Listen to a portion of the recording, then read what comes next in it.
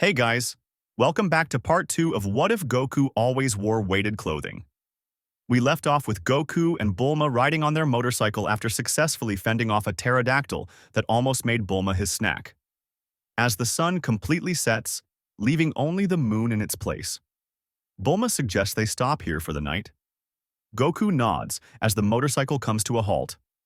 Bulma and Goku get off of the motorcycle and Bulma says, "Stand back, kid," as she throws another capsule, causing a puff of smoke to kick up. "Whoa!" Goku exclaims. The smoke dissipates and reveals a spherical-looking house. Goku stood in shock as he shouted out, "Are you a witch?" Bulma teasingly says, "Something like that." As Bulma enters the house, she turns on the lights, which amazes Goku, as he had never seen electricity in action before. He asked, "Hey, how did you get the sun inside?" Bulma sighs and says, "It's electricity, Goku, I swear. It's like you're from the Stone Age." Bulma then realizes that Goku smells foul. She covers her nose and says, "Yuck! Goku, you need a bath." Goku laughs and says, "What's a bath? Is that something you can eat?" Bulma gags and says, "You've got to be joking, kid. Ugh, didn't your grandpa ever teach you about this?" Goku thinks for a moment before saying, "I think maybe." Bulma sighs once more and escorts Goku over to the bathroom. As Goku begins taking off his clothes, Bulma spoke up, "What are those bands around your arms and legs?" Goku happily says, "Oh, they're my weights. Grandpa always said that they help me become stronger." Bulma then thought about it as she watched Goku take off the weights. "You took those off while the pterodactyl had me, and it made you jump higher, right?" Goku laughed and said, "Sure did." Bulma then asked, "Why don't you just wear weighted shirts and pants instead of those ratty old bands?" Goku then said, "I don't know. I didn't know shirts could come with that function. How strange." Bulma says, "Yeah, I could even make you some. A shame I didn't bring a lab with me." Goku asks, "What's a lab?" Bulma said, "Forget it. Now take off that silly tail and hop in the bath." Goku then said, "I can't take off my tail." Bulma quizzically asked, "Why not?" Goku said, "It's attached to me, see?" Goku then wiggled it about. Bulma shrieked and said, "I didn't seriously think it was real. I just thought it was a fashion thing." Goku laughed and said, "Fashion thing? What are you talking about?" Bulma sat back and started deeply contemplating if all boys had a tail. Goku then finished up bathing as he sat in front and marveled at the television. Bulma finished showering peacefully. Once she had exited the bathroom, she offered Goku some dinner. Goku looked at the bread and tea being offered and said, "That stuff looks yucky. I'm going to find my own stuff to eat." Bulma chuckled and said, "Suit yourself. Just don't get yourself hurt." Goku put back on his bands and went outside looking for something to eat. Before getting too far, Goku saw a giant millipede and quickly captured it. He looked overhead and noticed a giant bird-like creature soaring through the sky. Goku licked his lips and said, Bird is always yummy," as he ran in the direction of the bird. When he got to the area where the bird had been flying, he saw it had landed. It was hard and made of metal.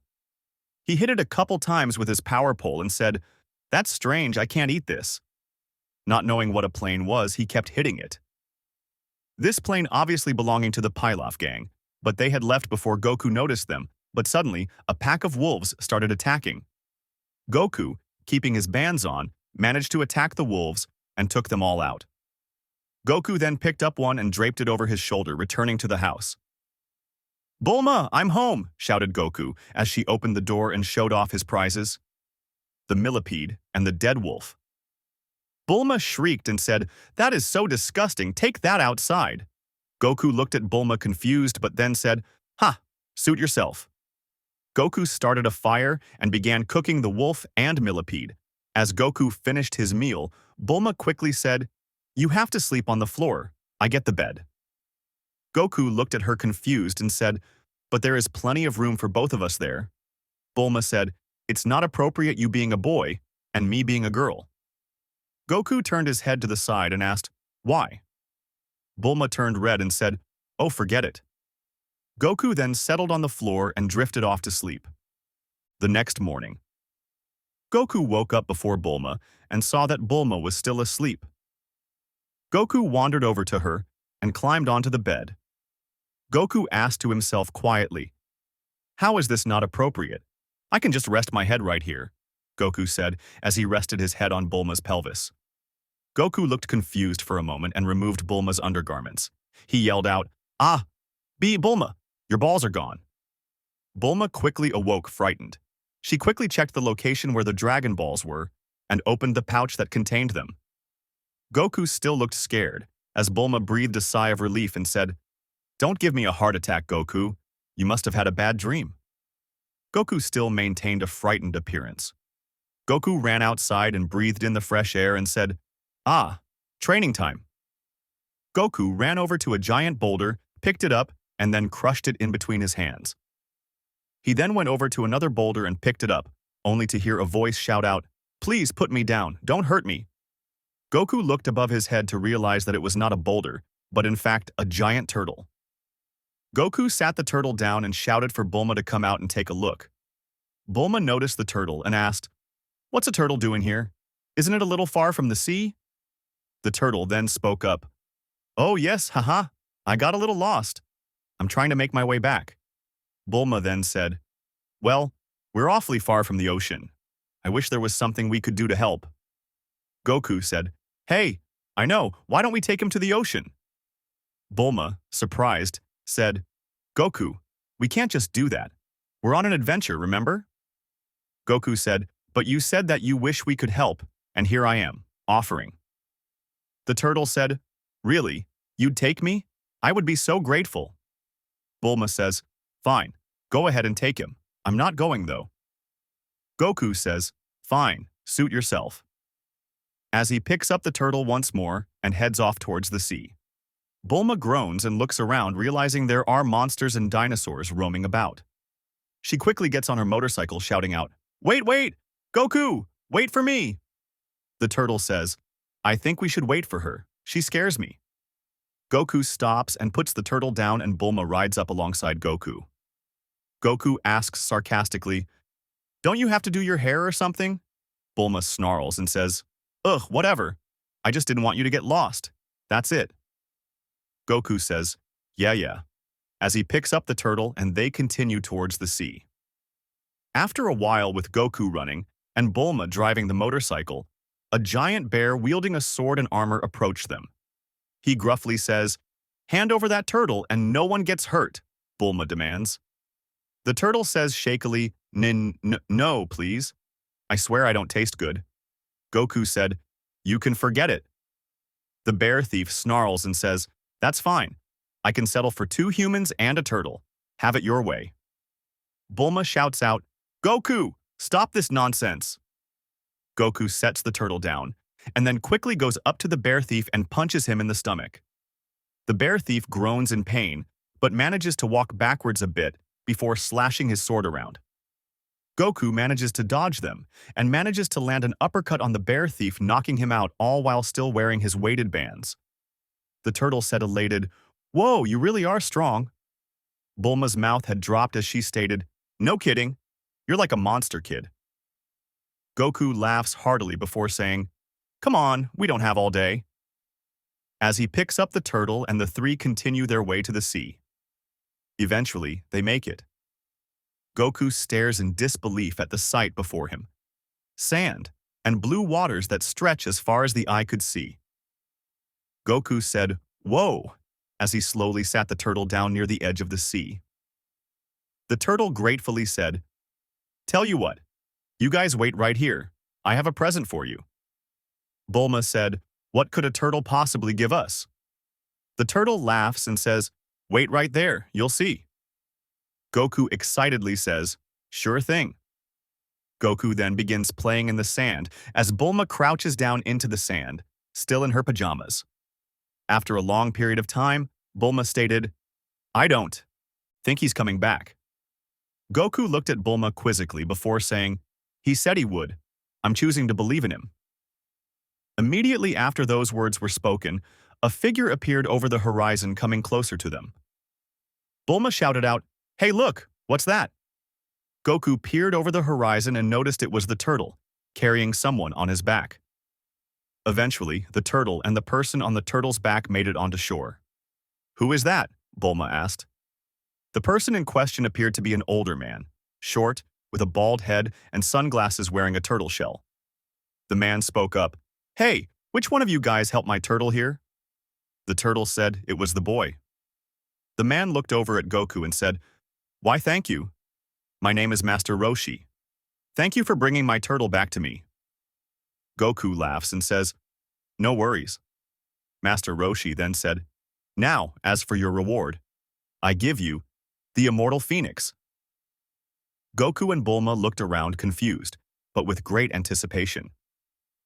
Master Roshi remained standing as nothing continued to occur. Master Roshi grumbled and said, "That's weird." The turtle then spoke up, "Remember the phoenix passed away after eating some contaminated bird seed." Master Roshi scratched his beard and said, "Ah, that's right. Then, flying nimbus." Suddenly, a yellow cloud descends from the sky and stops just in front of Master Roshi. Goku, astonished, said, "Whoa!" Master Roshi then said, "This here is the flying nimbus. Only those pure of heart can ride this here cloud." Master Roshi then jumped onto the cloud, but immediately fell through and fell in the sand with a plop. "Ah, ow, ow," Master Roshi exclaimed. Bulma said, "Pure of heart, huh?" The turtle spoke up, "Master, you've been naughty." Master Roshi exclaimed once more, "Pipe down, will ya?" Goku then happily jumps on top of the cloud and lands on it. Goku said aloud, "Amazing." Goku then started soaring through the skies above the beach on top of the golden flying nimbus. "Wahoo!" Goku exclaimed as he soared through the skies. Master Roshi laughed as Goku returned to the ground and said, "The flying nimbus is yours. Please be good to it." Goku smiled and said, "Of course, sir." Bulma then asked, Hey, what about me? Don't I get a reward?" Master Roshi looked over at the turtle and said, "Did the girl help you as well?" The turtle then spoke up and said, "No, she didn't, just the boy." Bulma then shouted, "What do you know, turtle?" Suddenly, Bulma noticed a Dragon Ball hanging around Master Roshi's neck as a necklace. Bulma excitedly exclaims, That, I want that." Master Roshi, startled at the sudden outburst from the girl, took a step back and looked down at his necklace and said, "Oh, this old thing? I've had this thing forever. Maybe I'd be willing to part with it. If you show me, hehehe." Master Roshi began blushing as blood slowly dripped out from his nose. Bulma looked at him in horror as she realized what this entailed. She then gripped her pajamas tightly and said to herself, "For the Dragon Ball." She then lifted her pajamas up, exposing her lower half. Master Roshi had a massive nosebleed and gave the ball to Bulma without hesitation.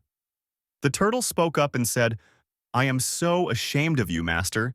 That is why you couldn't ride the flying nimbus." Master Roshi, seemingly unfazed, said, "I can now die happy." Bulma said, "With this cloud thingy, we should be able to get to where we need to go a lot faster." Bulma attempted to climb onto the flying nimbus, but fell right through. "Oof," Bulma said as she hit the ground. Goku chuckled and said, "Guess you're not pure of heart, huh?" Bulma groaned and said, "Oh, be quiet." Bulma and Goku began heading back to their capsule house, Bulma on her motorcycle and Goku on the flying nimbus. Once they had returned, Bulma noticed her undergarments were still on the floor. She hadn't been wearing any the whole time. She asked Goku about it, and Goku, oblivious to the situation, admitted to doing that first thing that morning. Bulma then began to throw a ton of household items at Goku in a fit of rage. Goku ran out of the house in a hurry as the day began to wrap up.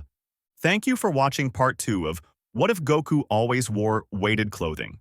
I apologize that not a lot has happened yet, but it really will pick up a ton, especially later in the series. His power level is somewhere around 42 now thanks to all that running. Surely this will have a huge impact later on. Be sure to catch the next one. See you next time.